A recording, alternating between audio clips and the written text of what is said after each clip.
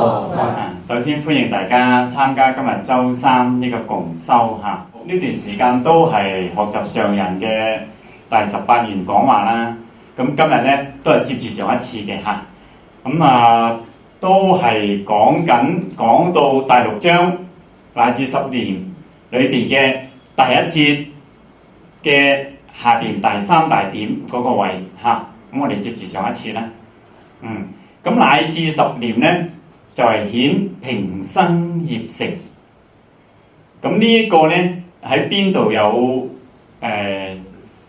法義，有邊度有祖師嘅論述咧？咁上人咧就揾咗道綽大師呢一個去講嚇，話若有眾生縱令一生造惡，臨命終時10念相續，稱我名字，若不生者，不取正覺。咁因為呢個點解攞呢個咧？呢個因為最抵啊嘛。係而家講呢個乃至10年咧，喺呢度雖然指嘅係臨終之機，因為佢話縱令一生造惡，其實就講緊下生嗰個啊嘛。佢都得喎咁而家雖然指嘅咧就係臨終之機，咁實質上咧道綽大師我哋都知道祖師嘅用意咧，其實就係以呢個臨終10年佢都能夠往生，咁就證明咧我哋呢啲平生之機，即係我哋平時已經念佛㗎啦嘛，所以係平生之機。平生之機嘅人咧，當然係更加穩妥啦，所以就係平生業成。即係佢臨終之機，佢冇辦法啦，佢就臨終業成啊嘛。我哋咧係平生之機，所以係平生業成，係咁樣嚟嘅。所以我哋一定要對呢個阿彌陀佛有信心。我哋而家念佛，依家就往生呢個大業咧已經成就㗎啦。所以平生業成，佢嘅喺呢一度咧就體現到從呢個法語嗰度嚇。咁第4大點咧就上人繼續講乃至嗰個意思啊，因為呢個乃至呢個詞咧好多解釋㗎，喺佛教界好多人唔同嘅解釋，解釋到好亂啊。因為經文裏邊第18願淨係乃至10年啊嘛，咁呢個乃至10年乃至係咩意思咧？咁上人呢度咧又最次明確，佢話乃至嘅意思即係話上至一世嘅念佛，下至1念，咁就為之乃至10年。即係佢呢個範圍咧係好闊嘅，即係我哋依家仲係好健康有啲仲好後生，咁你就係而家接觸咗呢個法，你就一直去念咯，一直念，以呢個為我哋嘅重點。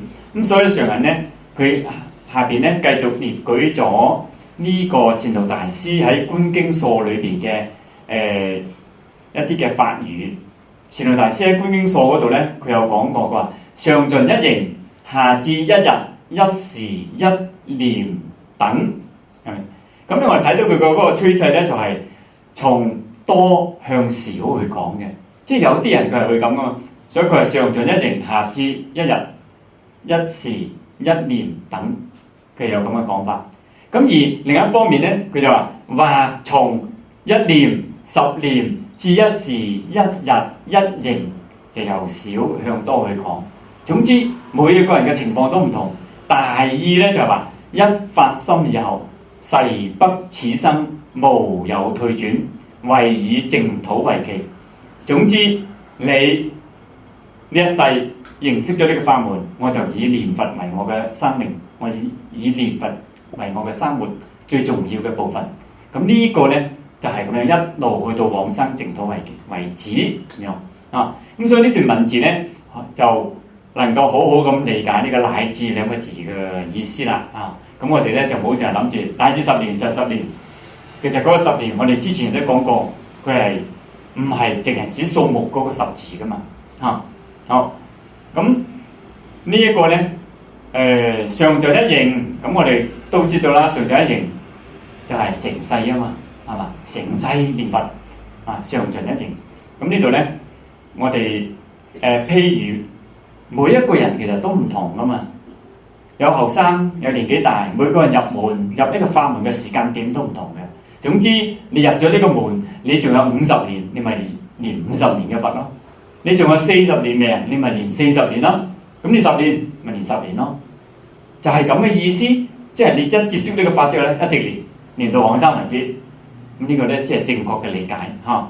第五大點咧，話乃至咧就含有多種嘅意思。點樣多種咧？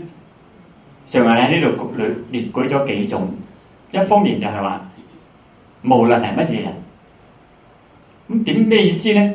即係話，無論你係男女老幼，係在家出家，無論善惡，無論平生臨終中陰身，總之所有生命都 OK， 都係符合適合呢個乃至嘅用法嘅。哦，其他生命、其他人，哦，個個都唔同嘅情況，但係你都係一接觸呢個法，你就係成世念佛。佢就係主要解釋呢樣嘢嚇。咁第二咧就無論何時，無論何時嘅意思就係念佛係冇時間限制。啊，早午晚啊，晚頭瞓唔着，可唔可以念佛啊？可以，不過唔好出聲念，嘈醒人哋啦，就得噶啦。細細聲，人哋嘈唔到人哋就得噶啦。所以有啲人失眠啦，哎呀瞓唔着啊，做咩啊？念佛啦，真係冇諗，因為失眠呢樣嘢你好複雜嘅。你越係緊張，而家好多時失眠，好多時就係個人本身你自己緊啊嘛。你自己習慣咗嗰啲模式，哎呀太過刺激啦，太多嘢諗咪失眠咯。其實咧失眠咧，你又唔好諗住，哎呀我哋快啲瞓，快啲瞓，唔好諗咁多呀。聽日就有咩大事啊，瞓唔到嘅就弊啦。你越諗就越焦慮，越難瞓到嘅其實，所以好麻煩嘅呢樣嘢都係。所以你咧就唔好理咁多，念佛，念到攰啦。可能不知不覺就瞓咗咯，咪由佢瞓咯，就係咁樣。哦，無論喺邊度，咁呢個問題咧亦都係好多人成日都問，尤其係新嘅年友啦嚇。邊度念佛得唔得㗎？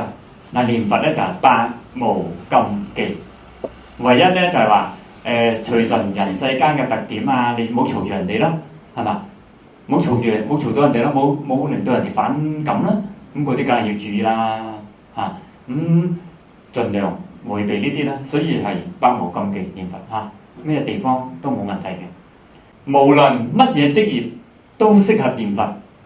咁啲人唔係喎，我做呢啲返緊工啊，冇時間啊。嗱，呢個又唔係借口嚟喎。無論咩職業都適合念佛嘅喎，原嚟係咪？因為你職業你唔係話成日就做好嚴重嘅計數，我做會計嘅，你都係有時間俾你噶嘛。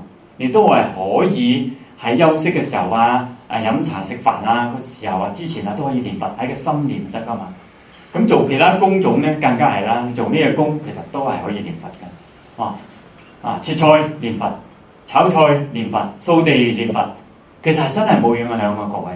我哋唔好成日諗住我要有幾多時間休息我先念到佛，咁你念佛時間太少啦，主要係太少。當然好啦，你有成日念佛，但係我哋冇咁大福報啊嘛，通常所以呢句咧要注意咁最重要一樣嘢咧就係念佛嘅時候咧，呢個心法好重要，生死心要懇切。我覺得呢個好重要咯，我覺得真係好重要啊！關鍵其實咧，生死心要懇切。咁點樣生死心要懇切啊？舉個例子，上人咧就好中意舉例子啦嚇。佢話有啲人就會講啦，哎呀，我有時間嘅時候咧，唔知點解又醒唔起念佛嘅喎。但係就算偶然念佛咧，唔知點解個心又好散嘅。咁佢就針對呢啲人咧，上人咧就話啦，呢個就係聽住啦嚇，睇關唔關你事啊？你要注意咯。佢話呢個就係冇懇切心，即係你嗰個懇切心唔夠啊！如果你處於下品下生嗰個環境咧，你一定會至心靈聲不絕。如果你係佢，即係依家講緊下品下生嗰人啦，至心靈聲不絕，具足10年。嗰個人其實最睇到最好嘅嗰樣嘢就係佢至心啊！其實佢罪大惡極係嘛？正常就應該墮地獄噶啦，佢就係有一樣嘢佢嘅因緣好，有善知識教佢念佛，佢居然能夠至心，呢個咪懇切咯。但係呢樣嘢真係我哋平時要培養喎，要培養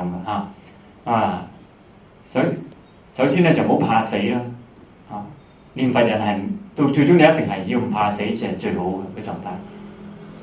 怕死太多怕死嘅心態咧，其實同呢個淨土門咧係唔係好相應嘅，因為人世嘅所謂死係假噶嘛，往生一定要死咗呢個凡夫身，你先能夠真正往生噶嘛，所以一定係唔好怕死嘅，念佛人係唔可以怕死嘅。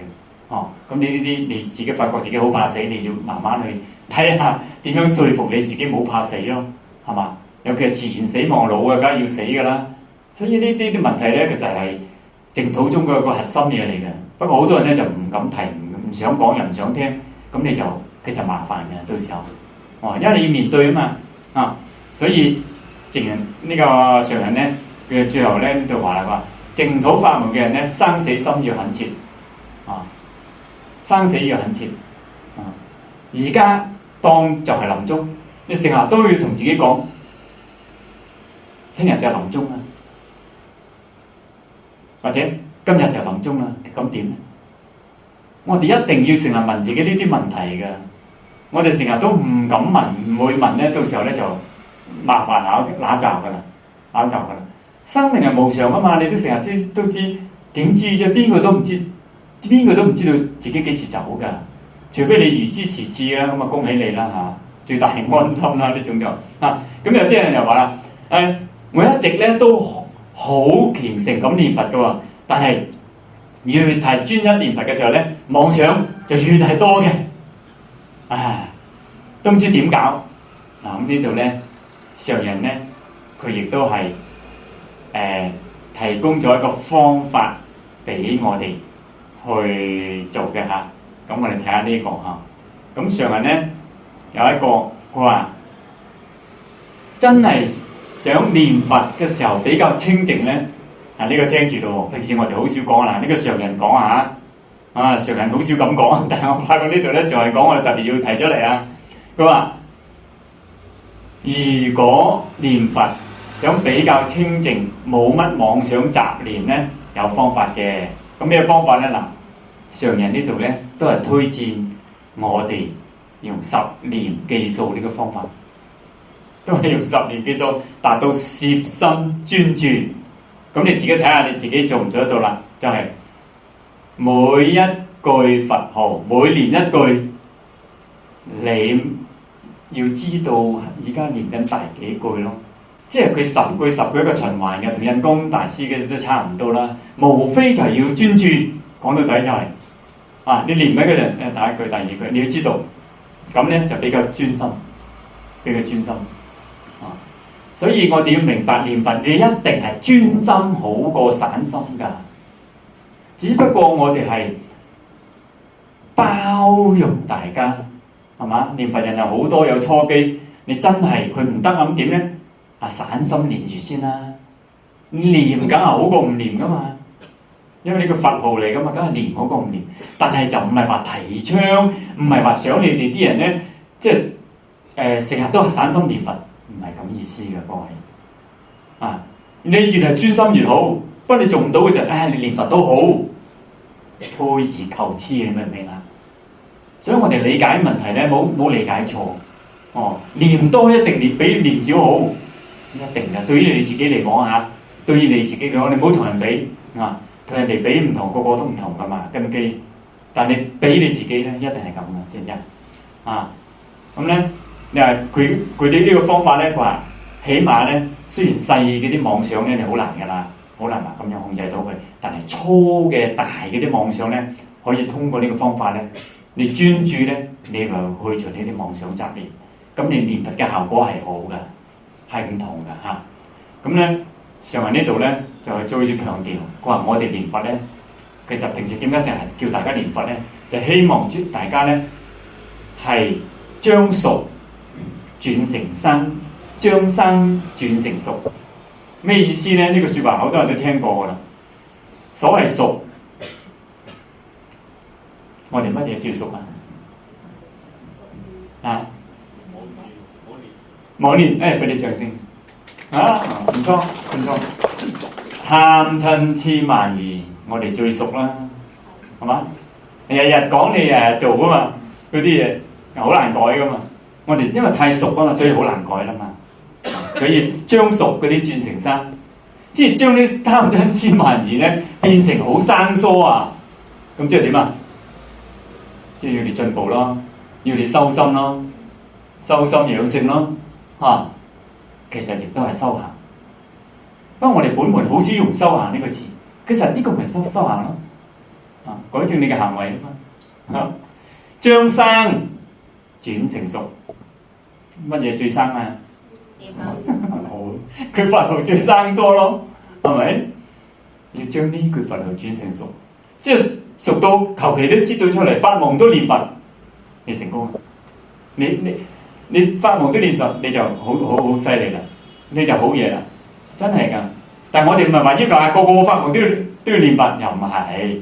所以我哋聽法義咧，有時要識得去理解，即係嗰個係程度唔同。喺發夢都識念佛，好，我哋要承認更加好。咁你做唔到點啊？做唔到，你都要信佛念佛咯。你都係可以往生嘅。你只要信佛念佛，都係能夠往生啊！呢個底線就係咁樣啊。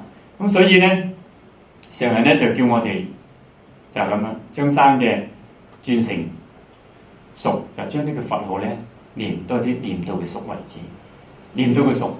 咁所以講到呢個咧，我有少少嗱，咁上人嘅文章咧，佢就到呢度咧，基本上就結束㗎啦，結束㗎啦嚇。即係總之就係無論何時何地念佛為主，咁啊道理就講咗啦，係嘛？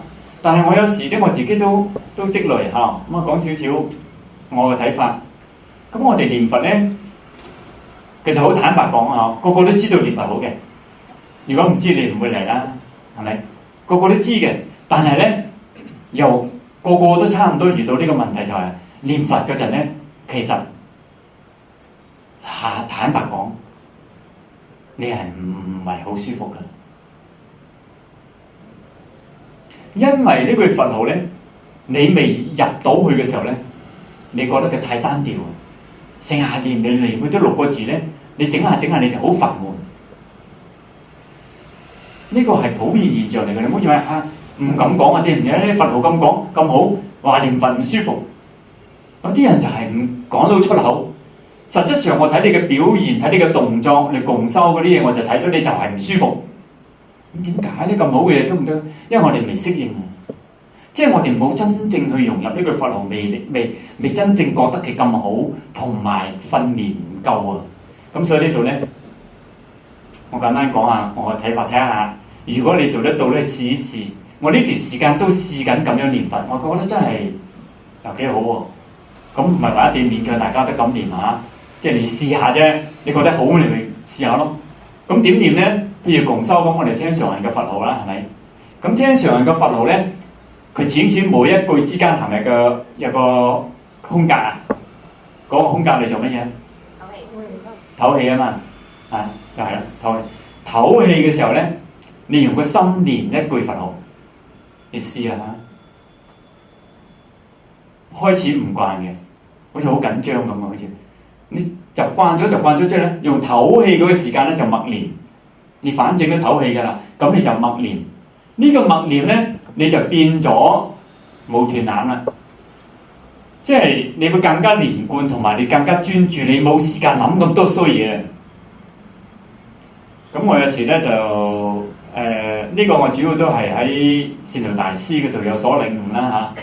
善導大師佢就冇明確去咁講，但係善導大師有一個咧，佢講四修啊嘛。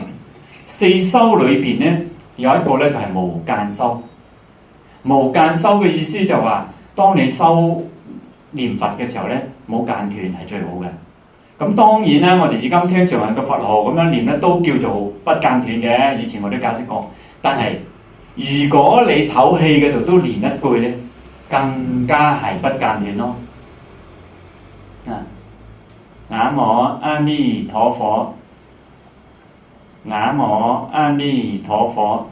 我喺兩句之間嗰度咧，喺個心念咗一句啦，所以我係念咗3句。